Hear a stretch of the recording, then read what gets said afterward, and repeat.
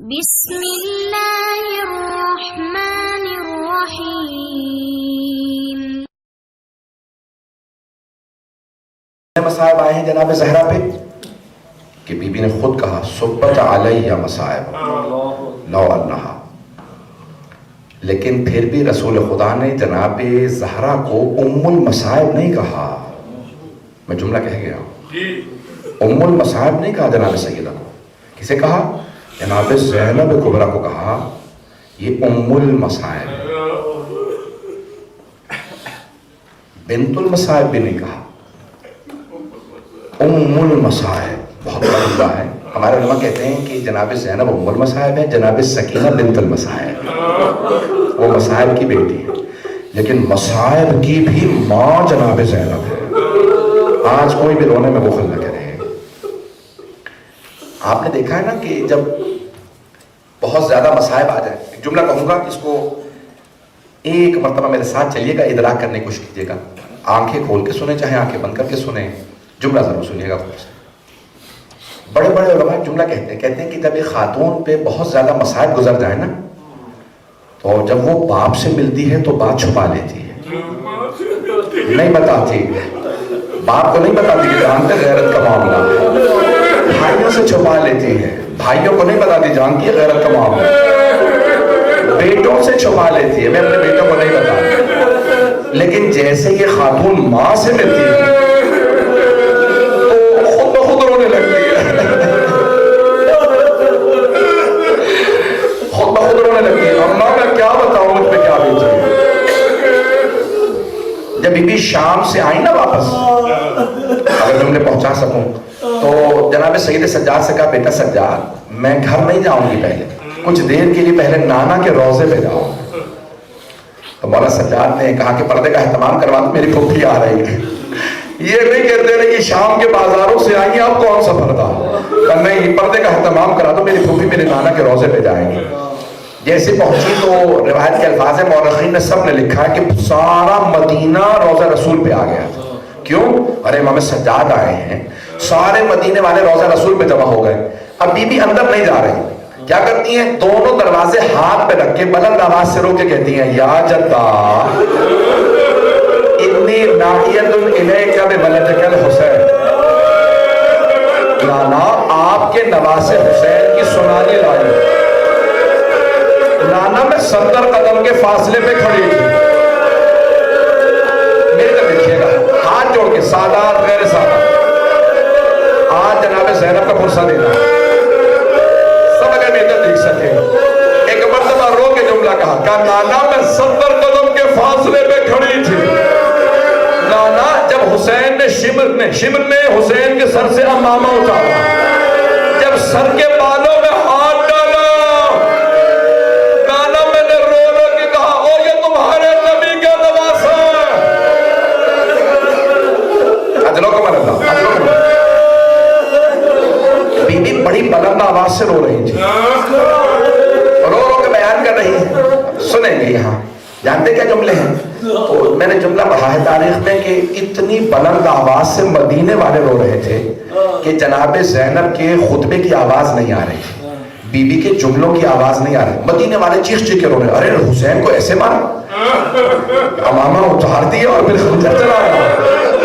Be be نے ایک مرتبہ کہا نانا پہلے اس نے پشت گردن پہ خنجر چلایا، پھر اس نے سیدھا کیا، سامنے سے داڑھی کو پکڑا، پھر اس نے سامنے گلے پہ خنجر چلایا۔ مدینے والے چیخیں مار مار کے رو رہے تھے، بڑی بلند آواز سے لوگ رو رہے تھے۔ میں نے خود پڑھا کہ ایک مرتبہ بی بی کے جملوں کی، بی بی کی آواز دب گئی، بی بی کی آواز نہیں آ رہی تھی، بی بی اقتدار میں رہی۔ جب سارا مدینہ روتے روتے چپ ہو گیا نا، تھک گیا، لوگ تھک کے چپ ہو گئے، جب سب چپ ہو گئے تو بی بی نے ایک جملہ کہا کہ نانا اگر نامحرموں کا مجمع نہ ہوتا میں اپنے بازوؤں سے چادر ہٹاتی، میں بازوؤں کے اور پشت کے نشان دکھاتی، آپ کی امت نے مجھے کتنے تازیانے مارے۔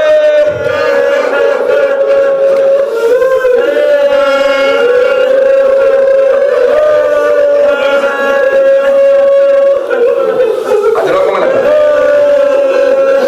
اجروں کو ملتا، بس میں بی بی بہت روئی، میں بہت سوچتا تھا بی بی سب سے پہلا کس بات کا گلہ کریں گی، खुदा की कसम बीबी ने नहीं कहा कि नाना मेरे बेटे मारे गए, नहीं कहा कि नाना अब्बास मारा गया, नहीं कहा कि नाना मुझे पानी नहीं मिला, नहीं कहा नाना मुझे खाना नहीं मिला। जानते क्या पहला गिला किया? भाई के फौरन बाद का नाना आपकी उम्मत ने मेरी चादर छीन ली। नाना मेरी चादर छीन ली।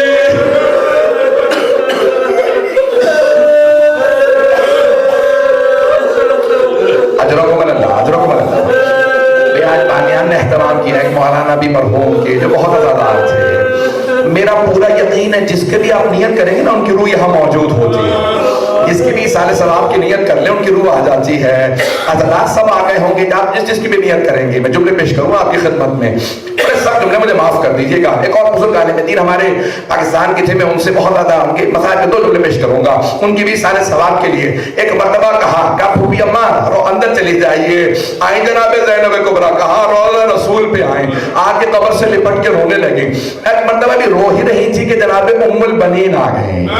जैसे जनाब उम्मुल बनीन को आता देखा, सोगना वाले मोहम्मद में अब्दुल इश्तिहादी ने लिखा कि जनाब ज़ैनब ने रो के कहा अम्मा मैं आपको अब्बास का पुरसा देती हूँ। जैसे ही जनाब उम्मुल बनीन ने अब्बास का नाम सुना, कभी भी मुझे अब्बास का पुरसा ना दो, मुझे सिर्फ मेरे मौला हुसैन का पुरसा दो, मेरे सारे बेटे हुसैन पे कुर्बान,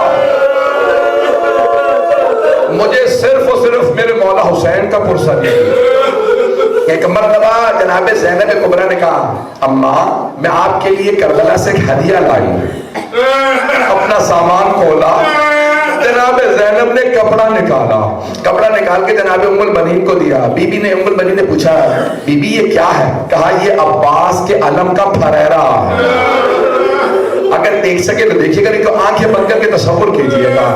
जैसे जनाब उम्मुल बनीन ने फरेरा हाथ में लिया ना तो रिवायत के अल्फाज है बीबी ने उसके ऊपर हाथ अपने लगाना शुरू किए। देखा उस पे इतने सुराख थे, इतने सुराख थे।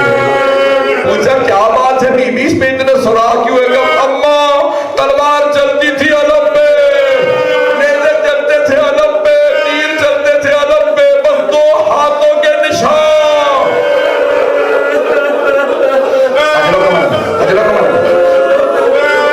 भाई अभी कोई रोने में बुखल न करे, मुझे माफ कर दीजिएगा अगर कोई बर्दाश्त न कर सके।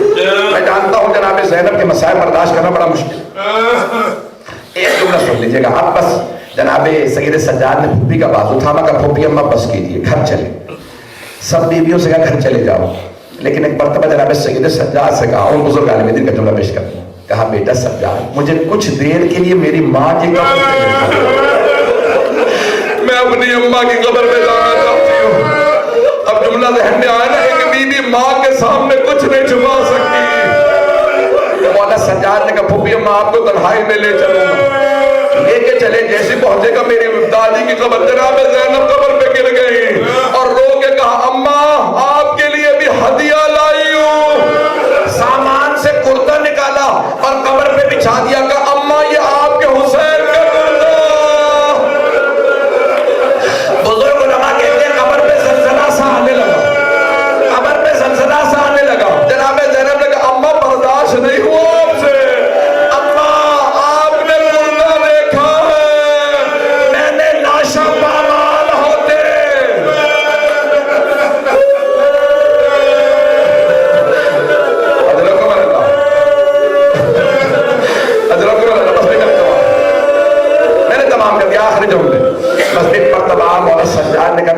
घर चले।